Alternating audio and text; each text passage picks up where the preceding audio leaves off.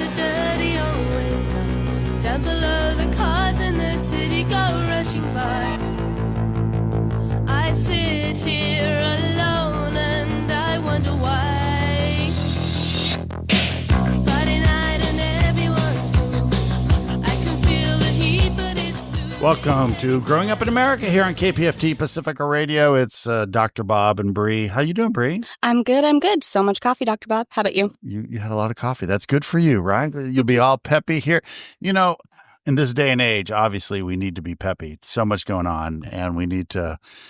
It's hard to put our best face forward, right? Especially this early in the morning. But, I do find that caffeine greatly helps me get a little more peppy. Yeah, coffee prices are going up, though. I don't know if you noticed that. So Don't tell me that.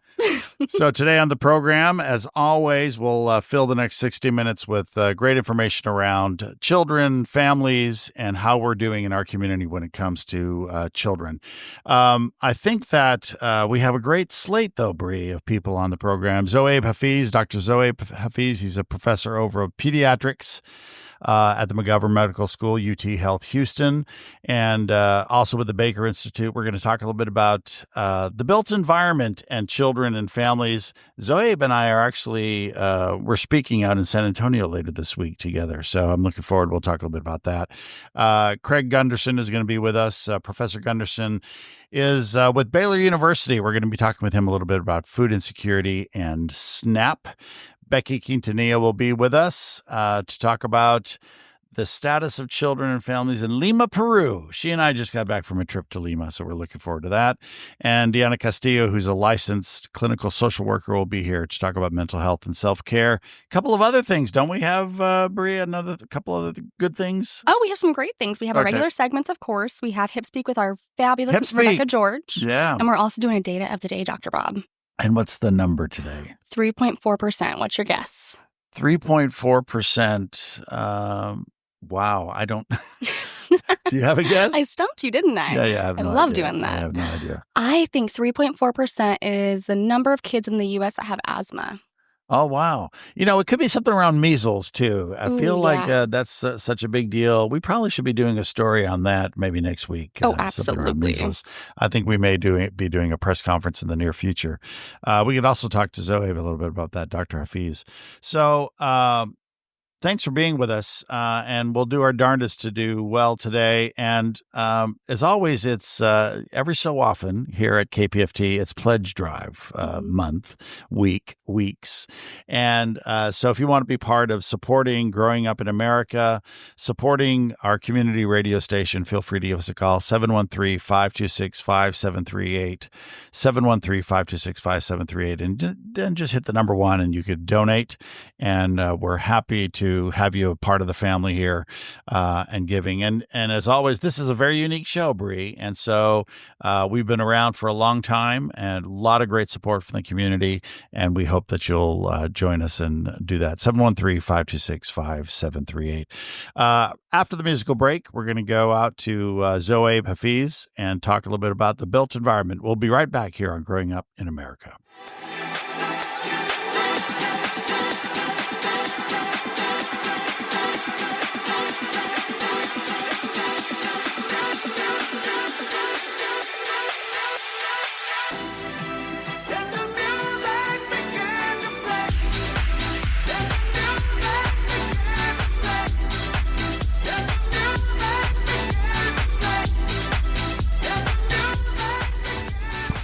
All right, Rico's on the keyboard. The what do you call it? The musical board? What do you call that, Rico?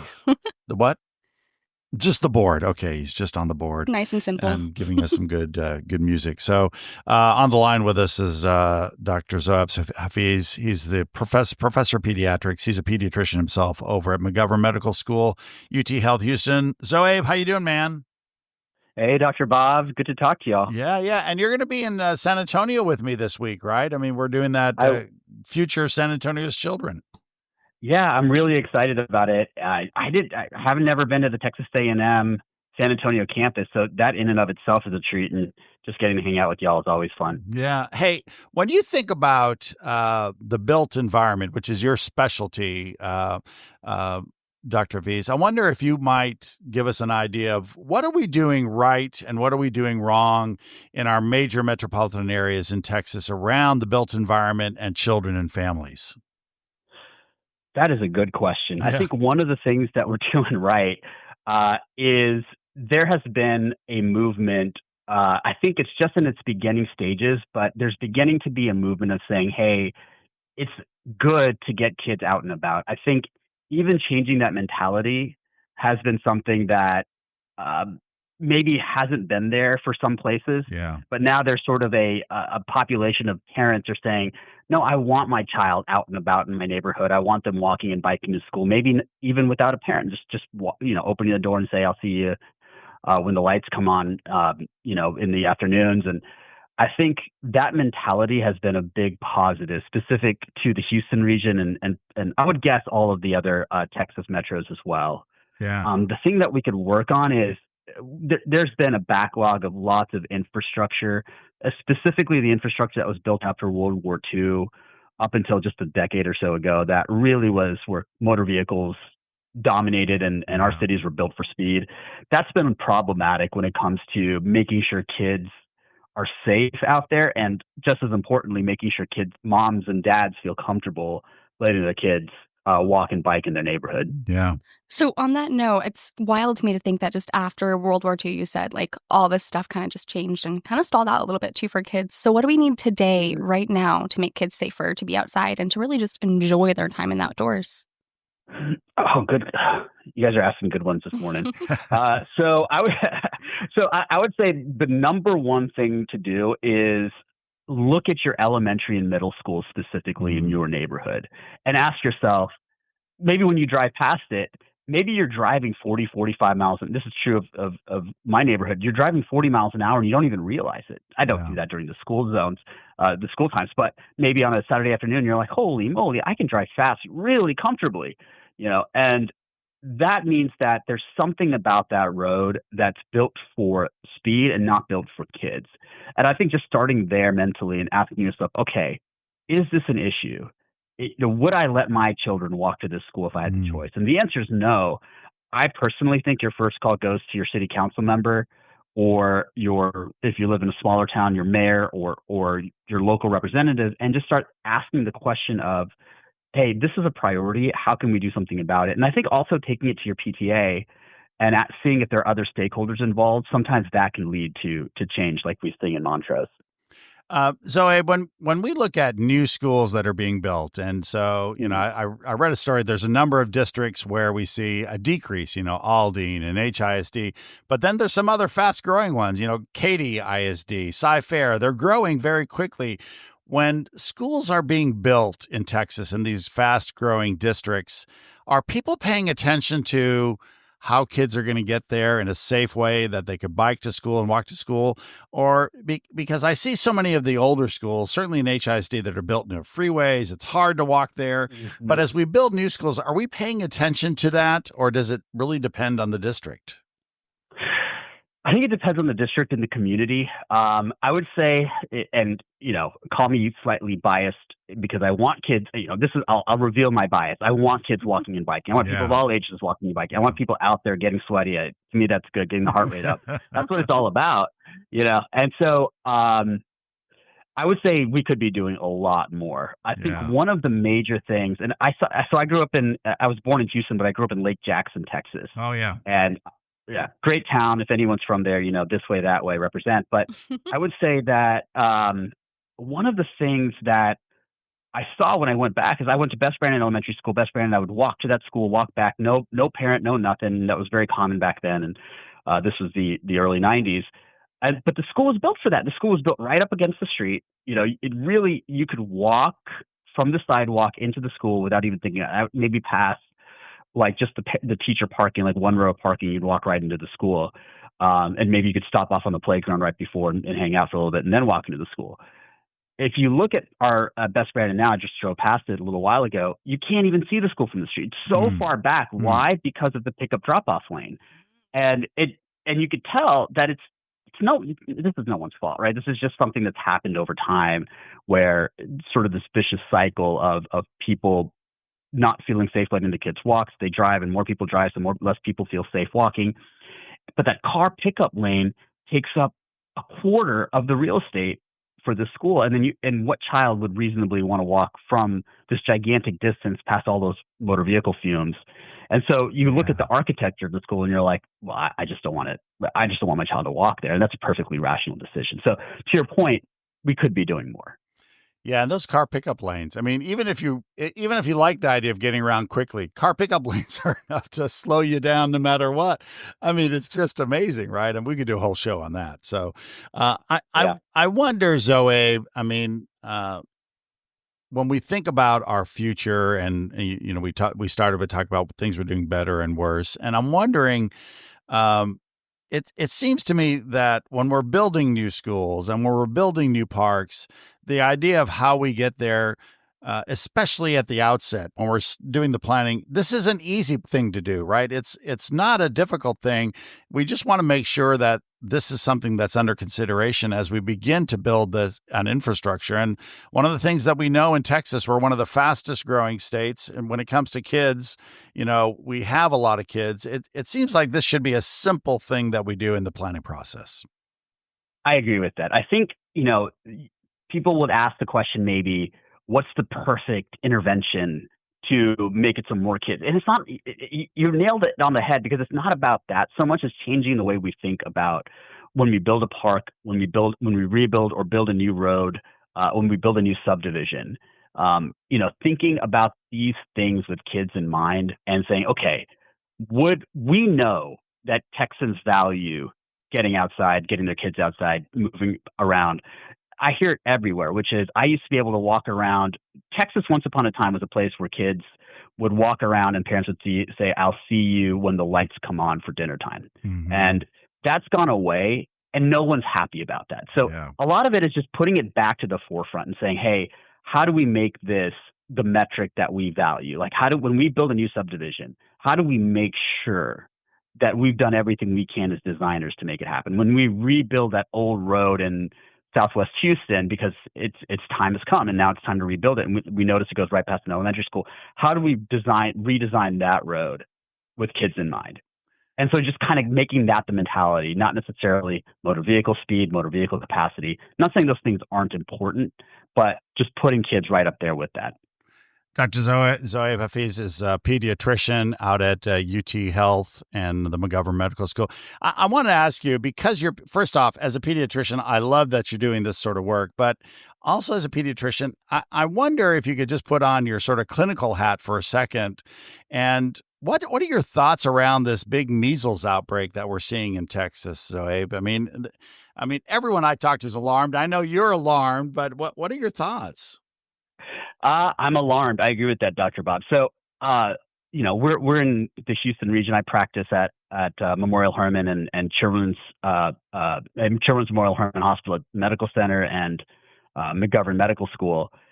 So I'm in Houston, and thankfully, I'm not aware of a Harris County case yet. But I think we've now seen. I think it's over 120 cases in Texas now. Yeah. Most of them, I believe, are out in West Texas. But here's the problem. About half of them, about 100 of them, are kids. Right. And the vast majority of them are unimmunized. So to me, I think, one of the major things that we could do as children, for children, is to just make sure that we get our vaccines here in the Houston region, just to make sure that we can achieve herd immunity and make sure that we don't have some of those complications, especially in kids. Kids under 5 are at a much higher risk than the general population in terms of getting measles and getting pneumonia, getting measles and getting something called encephalitis, which is inflammation of the brain, which can cause death.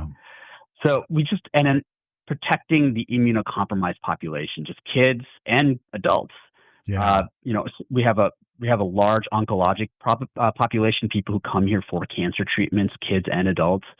And to us, that's the priority for us as pediatricians, is to really make sure that this is a preventable disease, and just to make sure that we're on the right track in terms of not exposing children and other and immunocompromised people to these sorts of complications. Yeah, I think one of the messages here, though, is that leave out the flu vaccine, leave out the COVID vaccine. The measles thing is a killer for kids who aren't vaccinated, and just get that vaccine if you're just worried, because it's very clear that those 100 kids, right? I think all of them are unvaccinated, or they just had one of the series that they needed to have, right? I mean, it's pretty clear that you need to be vaccinated for this measles, especially with this outbreak. I think for this particular outbreak, yes. I based on the Texas Department of Health and Human Services, I think only 5 of the total cases, as of now, are known to be vaccinated, and all the rest are unvaccinated. So. Yeah. I'll say that anyone who wants to stop by my office and talk vaccines, they're more than welcome to. I'll be happy to do it. We used to do mission trips out to Bangladesh where people really were getting vaccine preventable diseases at a higher rate. And we could see it in real time as we got to vaccinate some of these rural populations that the vaccine preventable diseases went down. So I will tell you from my eyes that vaccines work, not from a textbook, but from our eyes. And I'll tell you, figuratively, having just returned from Latin America, this is the interesting thing, is that Latin American countries, including Central America and Mexico, higher levels of vaccination than we have in Texas. It's just an amazing thing to see that. So it's anyway, so much to talk about. Dr. Zoabe Hafeez is out at Children's Memorial Hermann and at the School of he's a pediatrician with McGovern Medical School. Zoabe, I'll see you out in San Antonio on Friday. Yeah, see you soon. All righty, take care. You're listening to Growing Up in America here on Pacifica Radio. Coming up next, Dr. Craig Gundersen. He's out at Baylor University. We're going to be talking about food insecurity and SNAP, formerly known as food stamps. So, Bri, you doing okay? Oh, yeah. I'm so excited for this one, actually. So Bri and I also are big donors to Pacifica Radio, to KPFT, and we want you to be a part of the family. 713-526-5738. Thanks to all of you who've been contributing over the week and giving to so many of the shows. We want you to be able to give to us as well, to now to our program, 713-526-5738, option 1. We'll be right back here after a quick musical break with Dr. Craig Gundersen.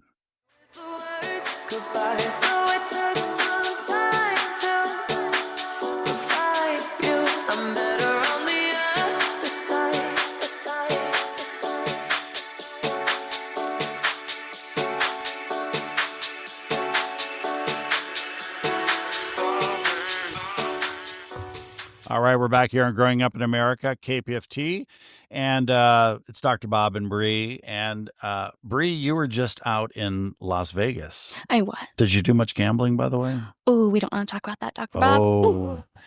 So the gambling community is sufficiently richer because Bri was out there visiting, right? They're very much enjoying my paycheck, I might say. Very good. Craig Gundersen is with us. He is the Snee Family Endowed Chair. He's a professor at Baylor University.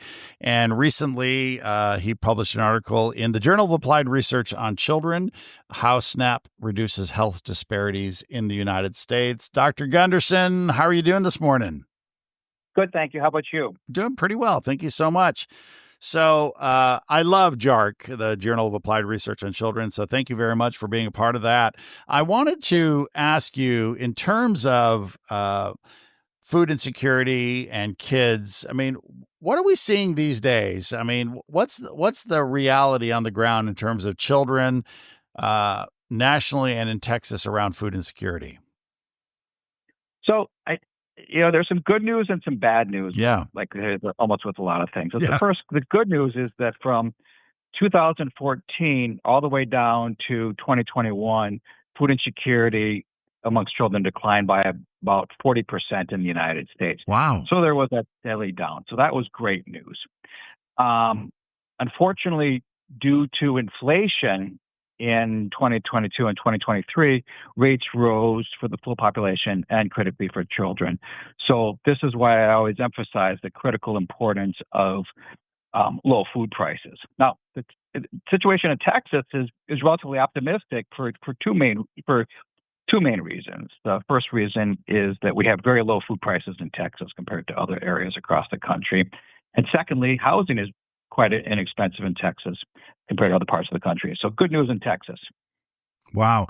And And I know that during the pandemic, right, the rules were a little bit more liberal around food stamps or SNAP. They were more liberal around school lunches, and so we saw a lot of waivers, and we had kids getting income tax credit. So poverty, in a sense, went down because of this sort of lessening or loosening, if you will, of the rules around some of this.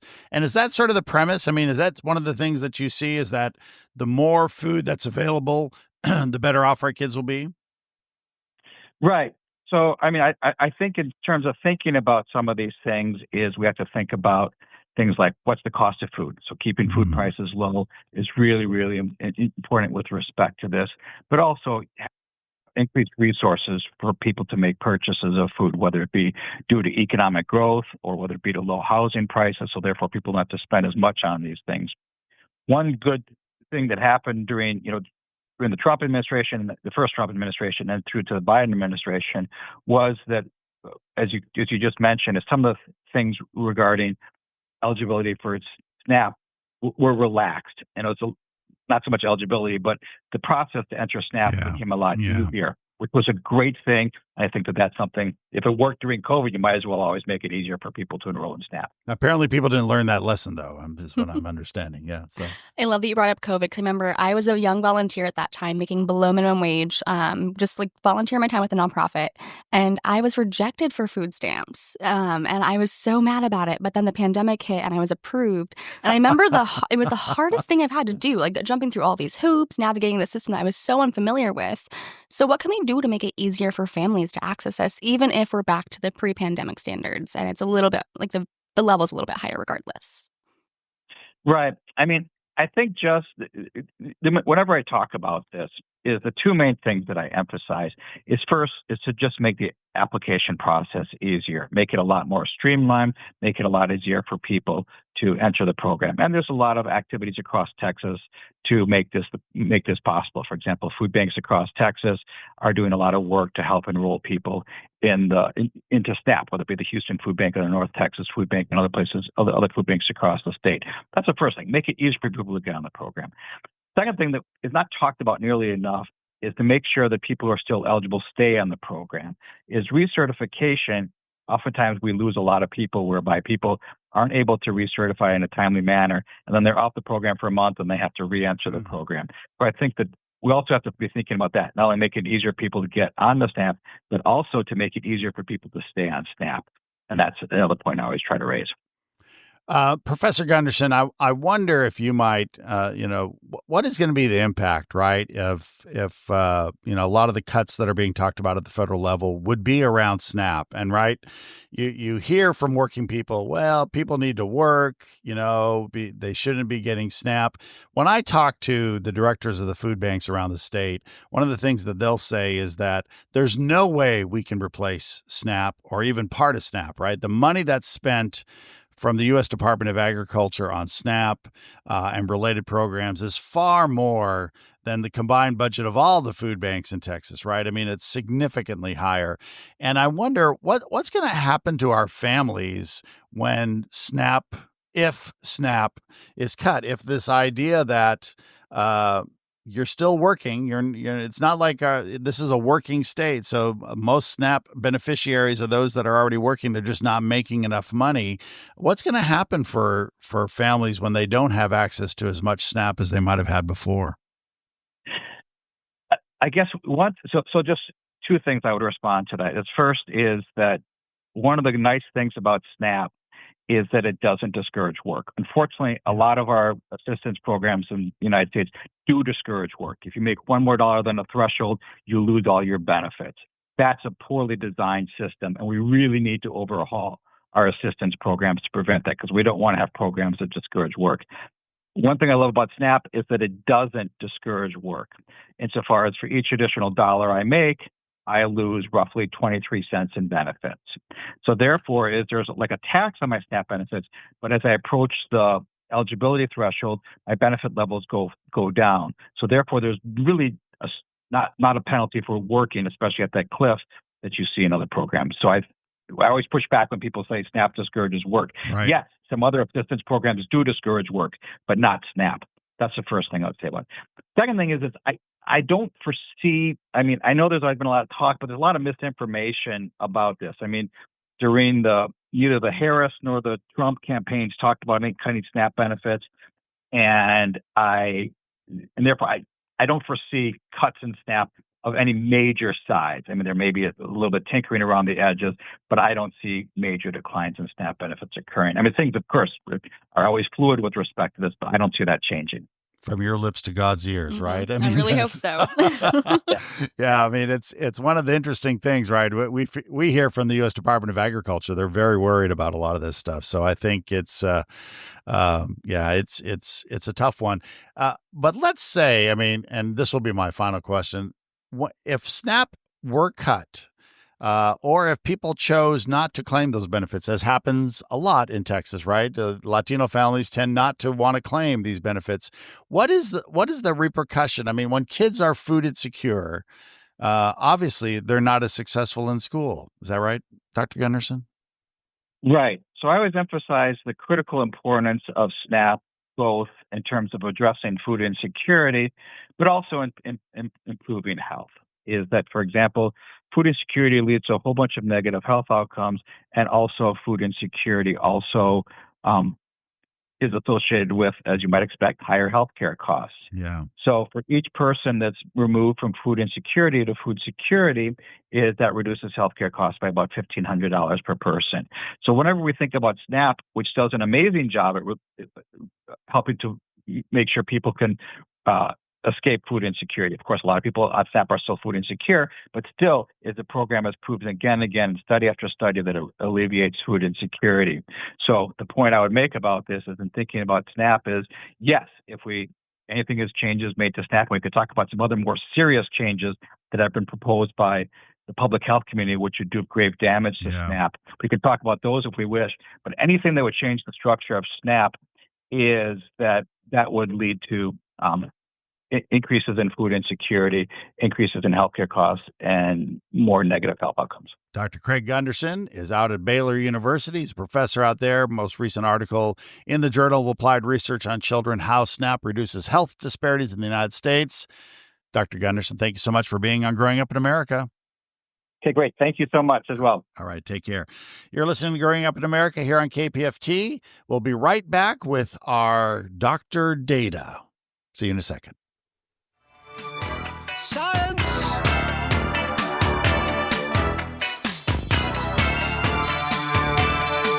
Science!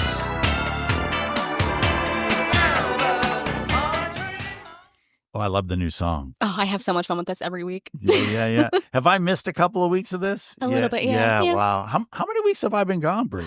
Dr. Bob. Too many. It's all for children. All for children. Dr. Chris Kulesa is with us from the Baker Institute at Rice University. He is our Dr. Data, and the number of the day, 3.4%. Chris, you're trying to stump us, and you're doing a good job. What is 3.4%, Chris? So 3.4% per Pew Research is the percentage of students that are homeschooled in K through 12 education. I should note, however, that number per Pew is actually a little bit lower than what the census shows. The census shows up to 6%. So this is one that's a little bit difficult to measure. Yeah, and in Texas, we generally say, and I'm going to defer to you on this, but generally, when I talk in education circles, I'll say 5 to 6% of kids are homeschooled. So that sort of fits in with the census numbers, I'm guessing. Yes, it does. And there are some nonprofits that'll say that number goes up to 8 to 10%. Wow. Even. So per the Texas Homeschool Coalition, they'll say that it's a little bit higher than even that 6% number. Yeah.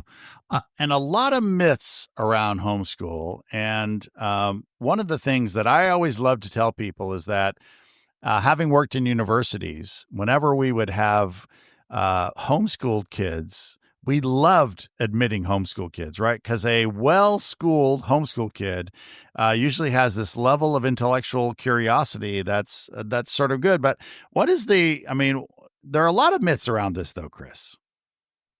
There are. So, and it really gets down to state by state policy. So, when we're talking about homeschool, we're not talking about the same thing as like unschooling. So, right now, there's a lot of conversation around this idea of unschooling, where parents are completely removing curricula and saying that there are no standards for the child and they're just going to learn what they want to learn at home. That's not what we're talking about. Wow. What we're yes, that does indeed exist, because there are some states that don't have any requirements in terms of what type of curricula parents should have for their kids, or even report what that looks like. With that said, the other side of it is parents that do keep their child going on a regular program, really providing them with good instruction at home. And the data does show that a lot of the homeschoolers end up having test admission or college admission test scores higher than that of the general high school population. Yeah. Well, very good. That's so interesting. I was like gasping as you're talking about unschooling, because my cousin does that with her kiddo, and she's one of the most intellectually curious kids I've ever met, very smart. But part of me wonders, like, when we don't ask our kids to learn about things they're not super interested in, when they don't have to find that inner drive to really like succeed, even though they're not interested in math or, heaven forbid, science. Is there any research around like kind of those outcomes, I guess, the resiliency of education? Yeah, so when you do have something that is completely unstructured, you do end up seeing an issue with students having lower test scores, lower academic performance, and also lower sociability.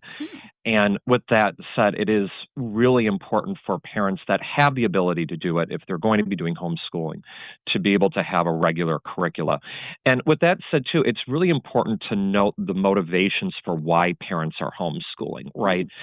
So per Pew Research, the vast majority say that there's, a concern about the school environment. That's 83%. We do see a slight majority that say that they're doing it for religious instruction. That of course leaves that other 47% where that really is not the case. So with all of that being said, there's plenty as to why parents are doing this, and particularly it's getting more common after COVID-19, and what we're what we're, of course, seeing, unfortunately, with the test scores in certain public school districts. Yeah. The other thing that's going to be a big change, Chris, and we'll see how this impacts homeschooling, is that in a couple of the voucher or educational savings account bills of the Texas state legislature, there's actually money to go back to the parents for homeschool. So if in one of the versions, a very popular version, there'd be $2,000. If you're homeschooling, you get $2,000 per child. And you wonder, how short-sighted some parents will be to get $2,000. It's sort of an interesting thing. Yes, you do wonder that. Yes, with the Senate Bill 2 that was passed very quickly out of the chamber. It does include a $2,000 reimbursement. But yes, you do have that, where if there's an incentive towards homeschooling, how many parents will try to do it without really thinking about what are the practical implications of moving to that model. It does take a lot of time and effort to be able to really put together a good curriculum at home and really make sure that the family situation does indeed complement the homeschool model. Yeah, and I think you and I both have seen both versions, but what I take my hats off to are those moms and dads who stay home and do a really good job homeschooling, but they would all say $2,000 is not enough to do the job that I need to do, and but they're not asking for it either, right? I think they just want the very best for their kids, and then we've seen the other side, which is parents who don't know what they're doing, and so that also produces some interesting results. Chris Kulesa is our Dr. Data out at the Baker Institute at Rice University. Chris, nice to talk to you as always. We'll talk to you soon, man. Thanks. Take care. All righty. You're listening to Growing Up in America here on KPFT Pacifica Radio. We'll be right back with a quick hip speak with Rebecca George. We'll be right back. Me at the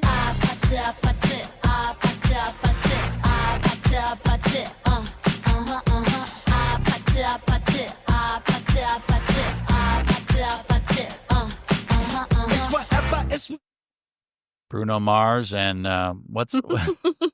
and Blackpink. I always forget her name. So anyway, But you do love that song. I do love the song.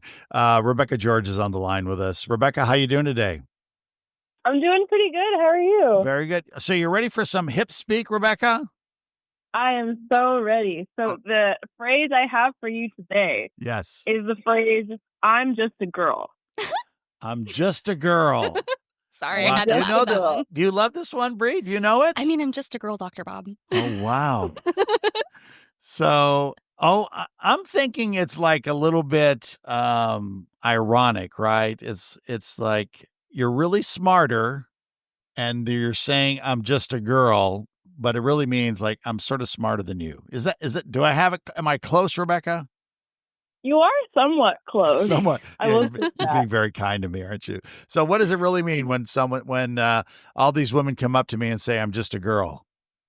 So really, it's kind of a good excuse for anything. So like, say I had like an exam tomorrow and I actually just went out and got Dairy Queen and just got a Blizzard. And like, they're like, Rebecca, you have a test tomorrow. Why are you going out and getting a Blizzard? I'm like, I'm just a girl. Mm-hmm. I just need a free treat. That's all I need. You know, it's just a good excuse for anything. For anything. Yeah. Why did you skip class?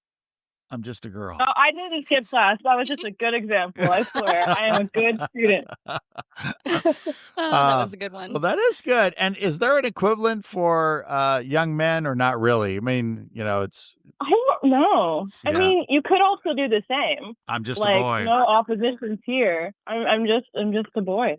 I don't know. The girl in me, though, is like the boys get all the things. We get this one term, That's Boys and it get has a the lot. song from the 90s, I think, right? Yeah, just- the No Doubt song. Yeah. Yeah, that's Just it. a No girl. doubt. Sing it, Dr. Bob. Yeah. I remember that song. Is it from the 90s? Is that it? Yeah. All right. Do you have another one for me today, Rebecca? Yes, I do. We have. It's called. The phrase is "it's giving," and it's giving blank. So, yeah. So I've heard this before. So this is like, what's the vibe? What are you feeling? Like you walk into a building, it's like it's giving me turn of the century last time, or it's giving me coffee house. I don't know. Am I close? Yeah, you're spot on. So it's like I guess the vibe, like it's or like reminds you of something. Like when you said with the building, like it's giving turn of the century. It's like if you were to see like, I don't know, like a very like old like castle or something, and say like it's giving Renaissance or something like that. Yeah. Mm-hmm. So like you walk onto the campus at Rice University and you say, oh, it's like giving me Europe. It's sort of like Yeah, exactly. Yeah. So very good. Wow. It's also along the same lines of saying something is like blank coded. So like if you want to say like it's Europe coded. Oh, right. Now I've not heard that before. That's sort new of for good. me too, actually. Yeah, that's good. Wow. Yeah. So you can kind of use them interchangeably. Rebecca George is our expert on hip speak. So hip speak with RG, and we're so glad that you're you're giving intellectual pop culture. I love that, Rebecca. So thank you. Yeah. Wow. Very good. Hey, Rebecca, I look forward to talking to you again. Take care. Yeah, thank you so much. All Talk righty. soon. We'll be right back here on Growing Up in America. And coming up after the break, we're going to be going out to Peru with Becky Quintanilla. We'll be right back.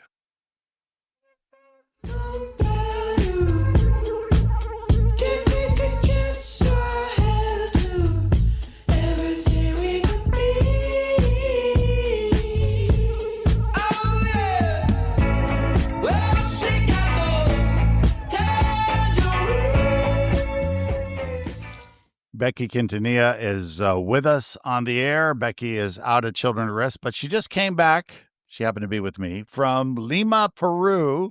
Becky, how you doing? Doing great. And can I just say that is my favorite song that just played. So thank you, KPFT. Is that Peruvian music, Becky? I'm just wondering. No. No, I believe it's a white man. Yeah. So, Becky, I don't know if you're on your speaker, but if you're on a speaker, get off. Because you're here. I'm hearing a little bit of. Give me a second. Yeah. I have my AirPods. Yeah. Oh, whoa. Oh. And there she is. Sound better? Yeah, way better. Crystal clear. Yeah. So let me ask you this, Becky. When you look at children and families in Peru, what was your takeaway? I mean, what was your feeling of how families are doing in Peru? There's some similar issues that you see here in the United States. but then there's a lot of issues that differ. And one of the big ones was like a good food security. So like a lot of the kids in Peru struggle with anemia. So that was a big one that was hitting me, especially because in Texas we have a huge, beef industry, while in Peru we don't see that as often, or it's not a big issue. Oh, it's a big issue there. Yeah. And how was food insecurity in general in Peru from your takeaway? Well, you do see it. So a lot of the nonprofits that we visited, like they have to address that because it affects their health in many ways. And one of the programs that we visited was a nonprofit that does after school activities. And they were mentioning that a lot of their schools don't offer any food at school, so then it also adds into the food insecurity that is so prevalent in many kids of all areas and all regions. Yeah, I want to let people. This was an educational tour that was led by Children at Risk to go look at social services around children and families in Peru. We spent about a week down there. One of the things that I was sort of amazed at, Becky, was how we often talk here in the United States about the path out of poverty is through high quality public schools, and the idea of time on task, right? The more time you're in class, the better it's going to be for you. But when we're in talking to some of the people down there, some of the experts around children, well, one of the things we learned is that public schools there are 8 to 12 in the morning, and then kids are out of school at noon. I mean, that is the public school system. It seemed quite different to me. Yeah, and a lot of times they work after school, so it's not like they're doing homework or working on after school activities that extracurriculars. They're also helping provide for their own family, and you see that there's like a good investment in their education, both by public schools or just families themselves. Yeah. Three things I'm going to ask you the same question. Three big takeaways from your trip to Peru, this educational trip. For me, after a lot of the social service stuff, here are the three big takeaways. One, traffic is really, really bad, right? Traffic is worse in Lima than I think, in Houston? Oh, way worse than Houston. Whoa. I think it's worse than Mexico City, which is also bad. And I've been in Cairo, and I think it might be worse than Cairo. And so very bad traffic. Secondly, it doesn't rain in Lima, and it's the only city in the world. I did a little research where it does not rain. It hasn't rained in 400 years, and the way that it's so green is that there's this fog that comes through every morning, and if you look, you say chance of rain, but that is like really a chance of sort of a light sprinkle, like a mist, that you and I would never think of as rain. We'd think, oh, maybe it's going to rain. It never rains. So that was important. And then the third thing was the extraordinary friendliness of Peruvians, even in this big city of Lima, the city of 8 to 10 million people. People were extraordinarily friendly. I don't know. Did you have a couple of big takeaways, Becky? Well, I will say my big one, number one, was also the traffic. Yeah. I think another takeaway is that the food is delicious. Like every meal we had in Peru was delicious. Dr. Bob and I actually got to try guinea pig. Yeah. And it was cuy. Yeah. And it was delicious. A lot of surprises though, that because we didn't know when we were served this, we were like, what was that? That was delicious. And then we found out it was guinea pig. And then another thing is it's beautiful. We know that anytime you visit a place outside, the United States, you're like, wow, it's so beautiful. But again, it's so much beauty, and then it doesn't rain. So you're like, how is it so beautiful without rain? It is. I truly do think it's Peru is a underestimated country to visit. Yeah, I think it's well worth it. So Becky Quintanilla is over at Children at Risk. She's the senior project coordinator out there and just came back from this tour of social services, children's services in Lima, Peru. Hey, Becky, thank you so much for all that you do. And we'll see you around the corner and see you next time here on Growing Up in America. Yeah. All right. Talk to you soon. Very Thanks. good. Bye.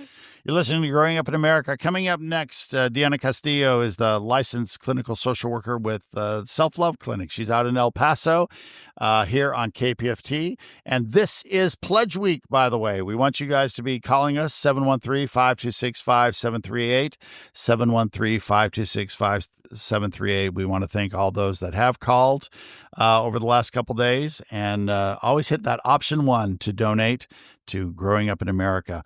We'll be right back after this musical break with Deanna Castillo from the Self-Love Clinic.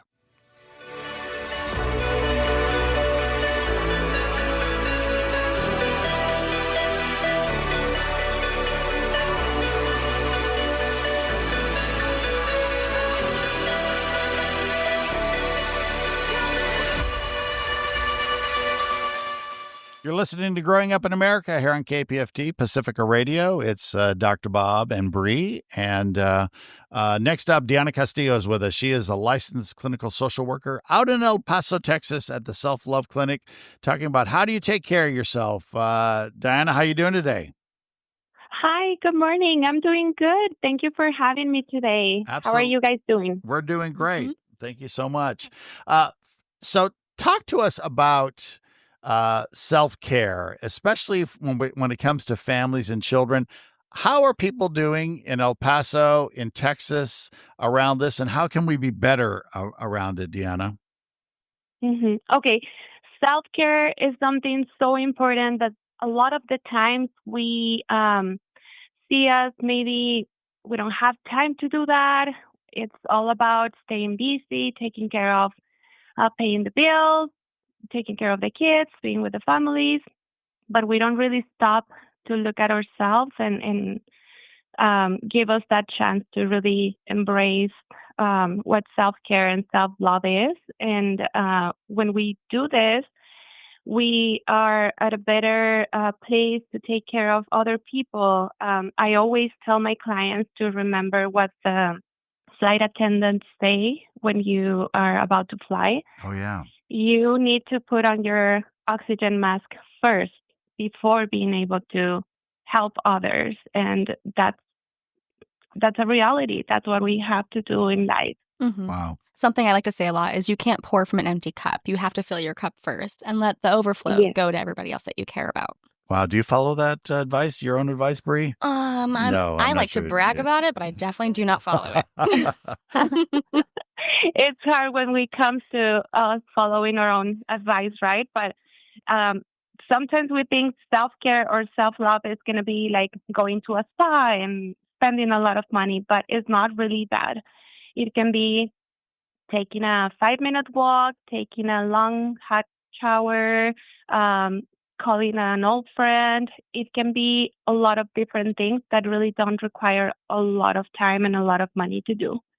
Some people struggle to find what they like, and this is because sometimes we put a lot of attention in taking care of other people.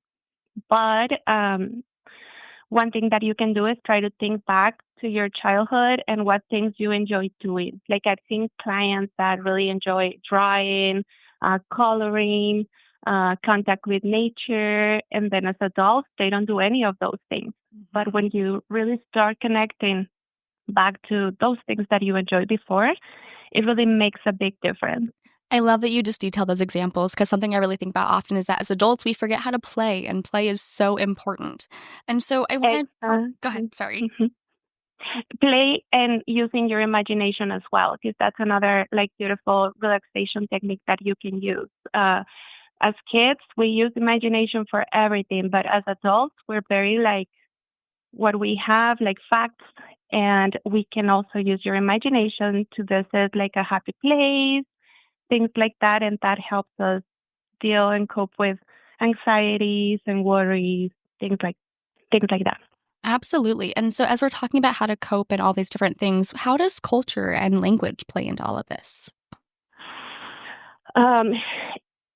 Being a Mexican-American therapist here in El Paso, Texas, I see that unfortunately there's still a lot of stigma on mental health.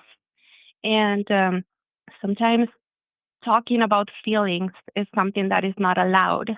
So we tend to hold all of the emotions in until the point that our body starts showing signs of, sometimes we even end up having panic attacks of all the emotions that we're carrying and we don't know how to express them. I've heard a lot of times that from clients that the only allowed emotion to express or feel was anger. So even if they were feeling sad or depressed, they had to translate that into anger in order to be accepted and not appear as a weakness or like a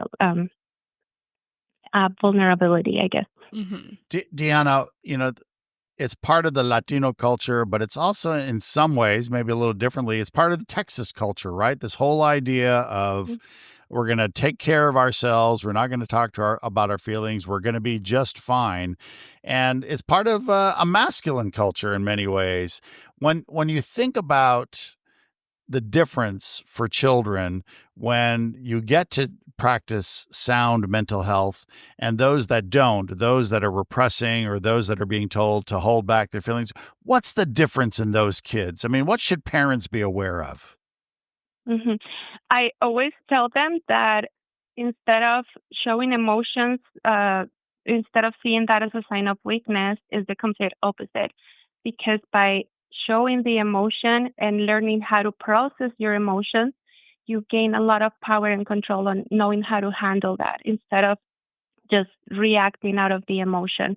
So by encouraging kids to express what they're feeling and make them familiar, just learn about feelings and how to express them, they're going to be better able to identify when something is happening and then talk about it instead of just suppressing everything and not mentioning that. I often feel like it starts early too, Deanna, right? I mean, the earlier that parents talk to their children about how they're doing and sort of creating a conversation earlier rather than later around feelings, it's going to make it easier. A lot of parents want to start the teenage years when it's probably the worst time to start. You really need to start in elementary school or sooner. Talk a little bit about that if you can. Yeah, so I can give you a perfect example. My own child, well, when I was little, I struggled with anxiety before like starting a new school year or before a big exam or something like that. I always felt my anxiety on my stomach, and I never knew that it was actually anxiety. So a couple of years ago, when my son was starting kindergarten, he started expressing that something was wrong with his tummy. So I sit down with him and I ask him, like, what do you think is happening? And at first, he wasn't able to express what was happening. But then I asked him, what is your brain telling you? And then he started saying that the kids were going to be mean to him at school. And he started like sharing all his thoughts. But it's important to really take the time, sit down with your kids and try to find a way to connect with them and make them feel safe. Yeah. Once they're able to express their feelings, then you can help them. And now, like every time he has something to do, he says, I think I feel a little bit anxious. And then we do breathing techniques or relaxation exercises. And now he's able to handle that instead of just having to ignore the fact that he's feeling anxious and still having to do things. It's a more like way of giving them control of their life. Very good. Deanna, are you ready for some of our speed round questions now as we end the hour? Ready for a little bit of speed round? Are you ready, Bri? I'm so ready. Very good. Okay. Okay, let's see. So we have a little bit of music in the background. See, we got Rico We're going. Jamming. Yeah. All right. So first question. I know that next month is National Social Work Month, and you're a social worker, but what was the first career that you wanted to be? What was the first, when you said, I want to grow up to be, what was it? What was the first thing? Actually, my bachelor's is in business administration. No way. So when you were in kindergarten, Deanna, you were saying, I want to grow up to be a business person? Actually, yes, I think my parents and my grandparents had like clothing stores and things like that. Oh, so look at that. I kind of wanted to follow that because that's what I was seeing. Okay. I think the way you change the world is by starting a business, right? That's perfect. Yeah. So my quick question for you, Deanna, is what is one thing that will always make you smile, no matter how bad of a day you're having, no matter what's going on? A hug from my kids. I love that so much. From the kids. Oh, wow. That's very good. Okay. What was your favorite? What was your favorite after-school snack when you were a kid? Favorite after-school snack? I think chips. Chips. Especially the Mexican chips. Oh, wow. Yeah. What are the Mexican? Like a little spicy? There's some like Lays that are called adobadas. They're like red Lays. They're super good. I love trying other chips from other countries. I think it's so much fun. And they have so many great ones. Deanna Castillo is a licensed clinical social worker. She's at the Self-Love Clinic, a mental health clinic out in El Paso, Texas. Thank you so much, Deanna, for being on Growing Up in America. Thank you guys for having me. It was a pleasure meeting you both. All right. Take care. We'll talk to you soon. And wow. Is that a wrap? And that's almost a wrap right there, Bri. So very good. We want to thank everyone. And for those that are supporting KPFT, we love that you're part of this family. 713-526-5738. The phone lines are always open. So if you want to give us a call, option 1 to donate. Bri and I are super appreciative of all that you guys do. We will see you next week for another round of Growing Up in America. We'll see you next time here on KPFT Pacifica Radio.